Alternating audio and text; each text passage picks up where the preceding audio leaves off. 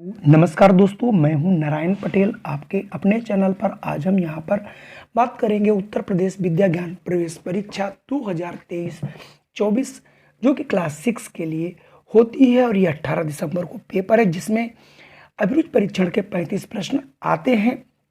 तो आइए फटाफट शुरू करते हैं। आज का हमारा पहला प्रश्न है, दूध का संबंध दूधिया से है तो हलवाई का संबंध किससे होगा? तो हलवाई का संबंध आपका मिठाई से होगा। मुर्गी का संबंध अंडे से है तो गाय का संबंध किससे होगा?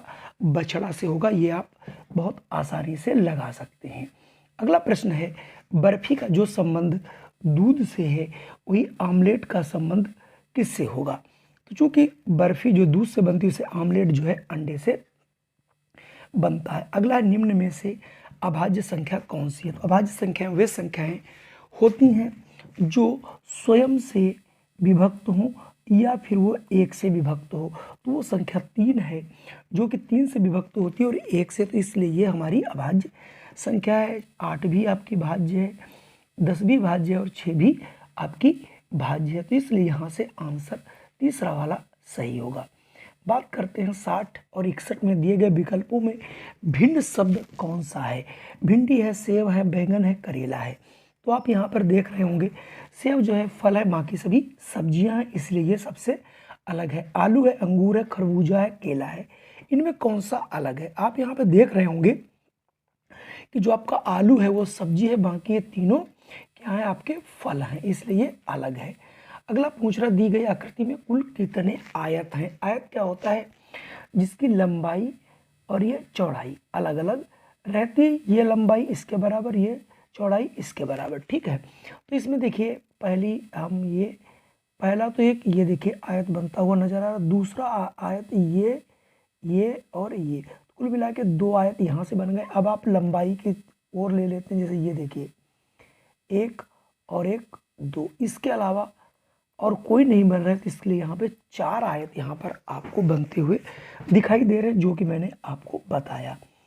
अगला है, चित्र के पहले युग्म को ध्यान से देखें और दूसरे युग्म को पूरा करने के लिए कौन सी आकृति आएगी? तो यहाँ पर आप देख रहे होंगे कि ये एक वर्ग था, वर्ग के बाद उतना ही बहुत छोटा सा दूसरा वर्ग आ जाता है। तो यहाँ पर एक आयत है और एक आयत के सबसे छोटा जो है एक आयत बन करके आ जाएगा। तो यहाँ से ऑप्शन डी वाला बिल्कुल सही होगा। दी गई आकृति में कौन सी आकृति आएगी? पहला एक वृत्त है, दूसरे में देखिए 2 वृत्त बन गए, तीसरे में 3 वृत्त हो गए। अब निश्चित तौर पे अगले में 4 वृत्त बनेंगे। इसका आंसर भी आप अभी आगे देखने वाले हैं। चलिए बढ़ते हैं आगे। 64 में देखा था तो उसका ऑप्शन हमने सी वाला भी, वहाँ तीसरा वाला सही था। दिन में प्रकाश देने वाला कौन सा? तो सभी को पता है कि दिन में जो है प्रकाश कौन देता है? सूर्य देता है, बाकी ये सब नहीं देते। तो यहाँ से ऑप्शन ए वाला सही हो जाएगा। अगला पूछा जा रहा है, निम्न चित्रों में वसा के स्रोत क्या है? वसा मतलब जो चिकनाई। तो यहाँ पर संतरा है, दूध की बोतल है, आलू है, नींबू है।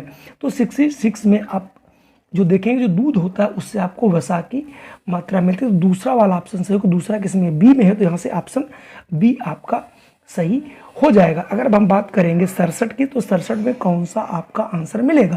तो देखिए 1 दूना 2, 2 दूनी 4, 4 दूनी 8, 8 दूनी 16, 16 दूनी 32, 32 दूना 64, यानी 64 जो कि ऑप्शन बी में आपको मिल रहा है। अगला है, जल क्या है? यौगिक है, मिश्रण है, तत्व है, गैस है? तत्व है नहीं, गैस है नहीं, मिश्रण अनिश्चित तो है नहीं। पानी का फार्मूला H2O होता है जो कि एक यौगिक है और यौगिक जो है एक निश्चित जो है रेशियो में इसमें जो तत्व रहते हैं। 69 की जो श्रृंखला है इसमें देखिए कि ये 3 लाइनें हैं, यहाँ पर आपको दिखाई पड़ रही होंगी। ये 3 लाइनें हैं, ठीक है। पहले वाले में 3 लाइनें हैं, उसके के बाद यहाँ पर 4 लाइनें हैं, यानी यहाँ 3 थी, यहाँ 4 हैं। फिर अगले में आपकी 3 है, तो इसका मतलब अगली जो बनेगा उसमें 4 लाइनें हो जाएंगी। यानी ऑप्शन यहाँ से सी वाला सही होगा। अगर 70 की बात करें तो 1 1 1, तो अगला वाला 1 ही रहेगा। इसका मतलब यही हुआ कि अगला वाला जो है वो जो आपका हर अंश है वो तो आपका 1 ही रहने वाला है, ठीक है। तो यहाँ से ये 1 ही हो गया। और नीचे देखिए 4 2 का वर्ग है, फिर 3 का वर्ग है, फिर 4 का, तो अगला 5 का वर्ग 25 हो जाएगा। तो यहाँ पर 1/25। अगला है 71। आपका देखिए जीएस से पूछा जा रहा है, क्योंकि अभिरुचि है, अभिरुचि में कुछ भी पूछ सकते हैं। हैदराबाद में स्थित है, तो हैदराबाद में आपकी चार मीनार स्थित है। अगला अयोध्या में, अयोध्या स्थित है, तो अयोध्या जो है उत्तर प्रदेश में, जहाँ पर श्री राम का जन्म हुआ था। है 4 उत्तर आकृतियों में से कोई एक समस्या आकृति में निहित है। आपको उत्तर आकृति में से उस आकृति को ढूंढना है जो समस्या आकृति में निहित है। मतलब यहाँ पर ये जो चित्र बना ये किसके अंदर निहित है। अब आप देखिए, अगर आप ये देखिए त्रिभुज वाला ये तो हो नहीं पा रहा, और ये भी गोल है नहीं किसी में, ये भी नहीं। ये वाला देखिए बी वाला बिल्कुल इसके अंदर निहित आपको लग जाएगा। तो ऑप्शन यहाँ से बी आप कर लीजिए। 74 में समान आकृति, सबसे सरल यहीं पर होता है कि इसमें कौन सी समान आकृति है जो बिल्कुल एक जैसी बनी हो। यहाँ पर देखिए पहला वाला ऊपर से नहीं मिल रहा है, दूसरा वाला ही बी मिल रहा है, ये तो मिल ही नहीं रहा इससे, और ये वाला थोड़ा बड़ा हो गया। तो इसका मतलब यहाँ से ऑप्शन मुझे लगता है ये बी वाला सही होगा। अगला है दाईं तरफ की उत्तर आकृतियों में से उस आकृति को ढूंढिए जो समस्या आकृति के वर्ग को पूरा करती है। इसमें कौन सी ऐसी आकृति है जो इसको पूरा करेगी, जो इसके अंदर इसको बिठाया जा सके और इसको पूरा कर सके। तो यहाँ पर भी ये देखिए इतना हटा है, तो यहाँ पर ज़्यादा हट रहा है, ये इधर देखिए कम ही लिखा है। ये ऑप्शन बी यहाँ पर आपको इसमें भरता हुआ नजर आएगा। अगर आप 76 और 77 में पूछ रहा उस उत्तर आकृति को चुनिए जो कि समस्या आकृति में दिए गए टुकड़े से बनाई जा सकती है। अब आपको यहाँ से ही बताना है कि ये जो 4 टुकड़े दिए गए हैं ये किसके अंदर पूरे के पूरे निहित हैं। तो देखिए ए वाले में तो होने का सवाल ही नहीं है। बी में कुछ हद तक, बी में 1 2 3, लेकिन उसमें 3 नहीं, ये भी नहीं निहित हो रहा। चौथे में तो है ये नहीं, ये भी बी में आपको निहित दिख रहा है।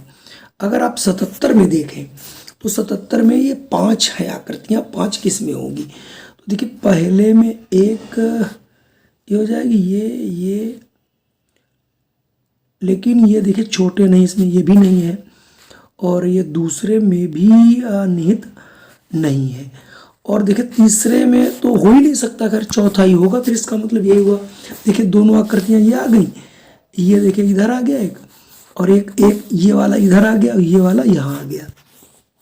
तो यहाँ तो ऑप्शन ये डी होगा, भिन्न आकृति को यहाँ पे चुनना है। तो 78 में सीधी सी बात, ये सब देखिए जानवर और एक पेड़ बना हुआ है, तो ये अलग हो गया। अगला है 79 एवं 80, उस आकृति को चुनिए जो प्रश्नवाचक चिन्ह के स्थान पर ठीक बैठ सके। उस आकृति को अक्षरांक को अंकित करना है। मतलब यहाँ पर एक वृत्त था, वृत्त के अंदर त्रिभुज था, फिर इन्होंने उसका क्या किया है, वृत्त वही रहा, उसमें एक भुजा इन्होंने बढ़ा दी है।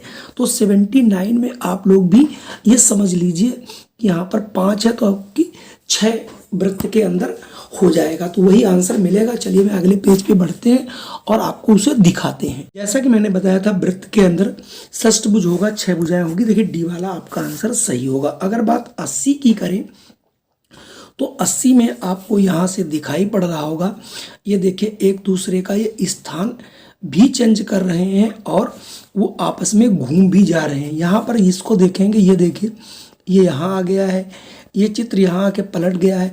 तो ठीक उसी प्रकार से अगर आप इसको देखेंगे तो इन दोनों में जब आप बदलोगे तो देखिए क्या बन सकता है। तो इसकी अगर नकल करते हैं तो ये वाला बी जो है ये ऊपर आ जाएगा। मतलब यहाँ पर ये जो बी बना है वो बी आपका ये कैसे बना है, मतलब सॉरी, यानी जो बी है ऐसे बना, ऐसे ऐसे, ये पहले आ जाएगा। और ये देखिए ये जो है तुम्हारा अगला वाला जो है वो सीधा रहता था, ये वाला आपका यहाँ पे आ जाएगा। ठीक है, तो ऐसी आकृति आपकी कहाँ पे मिल रही है, ऐसी आकृति आपकी केवल और केवल पहले में मिल रही थी, यानी 80 का यहाँ पर ए वाला सही होगा। अगर हम बात करते हैं 81 82 समान आकृति को चुनना, तो यहाँ पर कोई डिफिकल्टी आपके सामने नहीं आएगी और आप उसे तुरंत चुन लेंगे। ये देखिए दोनों समान है, और इसमें अगर आप देखेंगे थोड़ा सा इसमें अगर आप दिमाग लगाएं, 2 है और आधी बटी, और बस ये इस साइड वाला जुड़ा हुआ है, बस ये ध्यान रखना है। बाकी इसमें देखिए डी वाला आपको मिलेगा, ये पूरा ही नहीं कर, इसमें एक ज़्यादा बन रहा है ऊपर वाला पोर्शन, तो यहाँ से 82 का डी वाला सही होगा। अगर हम 83 की बात करें तो इसमें विषम आकृति को आपको चुन करके बतानी है, इसमें कौन सी विषम आकृति है। अब आप अगर विषम की बात करें तो कहीं पर भी 3 लाइनें एक साथ जो है नहीं मुड़ी, और दूसरी बात पूरी यही एक ऐसी आकृति है जिसमें आपके, हालांकि क्लॉकवाइज तो इसमें भी है ये देखिए, और इसमें तो क्लॉकवाइज, इसमें एंटी क्लॉकवाइज हैं आपके तीनों, एंटी क्लॉकवाइज हैं, और इसमें भी ये देखिए क्लॉकवाइज हैं, ठीक है ना। और इसमें ये है, इसमें देखिए, ये देखिए है तो क्लॉकवाइज, लेकिन इसमें देखिए सब में आपके 3 है, यहाँ भी 3, यहाँ भी 3, इनके यहाँ 4 हैं, तो यहाँ पर ऑप्शन जो है ए अलग है, इसलिए यहाँ को ए से हम अलग कर लेंगे। 84 से 86 तक प्रश्नवाचक के स्थान पर क्या आएगा। यहाँ एल बना था, उस एल को बहुत छोटा कर दिया गया, ठीक उसी प्रकार से 84 में इस चित्र को उसी रेशियो में रखना है, वैसा ही रखना है, बशर्ते इसका छोटा रूप बनाना है, जैसे इसका ये देखिए छोटा रूप बनाया गया था। अब बात करते हैं 85 की। 85 में उलट गया है, बस ये दोनों इधर आ गए और ये दोनों इधर, मतलब पलट गया है। तो ठीक इसी प्रकार से आप 85 में देखेंगे तो 85 में भी चित्र वही रहेगा, बस ये जो ये शेडेड पोर्शन है ये आपको चेंज हो जाएगा। वो अगले पेज में आप इसे जरूर देखिएगा जिससे आपको समझ आ सके। जैसा कि मैंने बताया था कि केवल उसके बिंदु बदलने, देखिए डी वाले में वो बदल जाएंगे अगर आप पीछे उसको थोड़ा सा ध्यान रखेंगे तो। अगला है, ये देखिए एक लड़का बना है, फिर बॉल बना है, फिर लड़की बनी हुई। अब आपको अगला 86 में गेस करके बताना है कि अगला क्या होगा। तो आप देखिए यहाँ पे उत्तर आकृति में, तो यहाँ से अगर आप बॉल है तो लड़की को आप क्या यहाँ पे दिखा सकते हैं। थोड़ा सा डिफ़िकल्ट क्वेश्चन बना है, यानी लड़का का संबंध जो बॉल से है वो लड़की का संबंध किससे हो सकता है। तो लड़कियां देखिए बॉल से खेलते हैं और जो लड़की वो गुड़िया से खेलती है, देखिए गुड़िया बनी हुई है, कहने का मतलब ये है कि डॉल है, तो यहाँ से ऑप्शन सी हो जाएगी। अगर हम 87 की बात करें, 87 से 90 तक प्रश्नों में एक प्रश्न आकृति तथा 4 उत्तर आकृति दी गई। उत्तर आकृति में से उस आकृति को पता लगाइए जो प्रश्नकर्ता का दर्पण चिन्ह हो। दर्पण में बनता है दाएं का बाएं और बाएं का दाएं, इसके अलावा उसमें कोई भी चेंजेस नहीं आते, तो इसका दाएं का बाएं ए में बन जाएगा। और इसका देखिए दाएं का बायां अगर हम 88 में करेंगे तो देखिए बी में, मतलब ये वाला इधर पोर्शन चला जाएगा, ये इधर, तो दाएं का बायां हो जाता है, ये आपको याद रखना है। अब देखिए 89 में ये वाला पोर्शन इधर आ जाएगा, ये तो स्थिर रहेगा, जो 3 है वो उल्टा आपको दिखने लगेगा, नहीं ऑप्शन सी जैसा दिखेगा। और 90 जो है इसमें दाएं का बाएं और बाएं का दाएं कैसा बनेगा। अब ये देखिए ये इधर है तो ये लाइन इधर आ जाएगी, ये वाली लाइन आपकी इस साइड आ जाएगी, यानी ए, तो 90 का ए होगा। तो कुल मिला के ये आपके 35 प्रश्न थे। इस प्रकार के आप प्रश्न जरूर करते रहिए, आपका इससे ज्ञानार्जन भी होगा और आप अपनी परीक्षा को बहुत आसानी से क्रैक कर पाएंगे। जय हिंद, वंदे मातरम। फिर मिलता हूँ एक आपको नई वीडियो के साथ।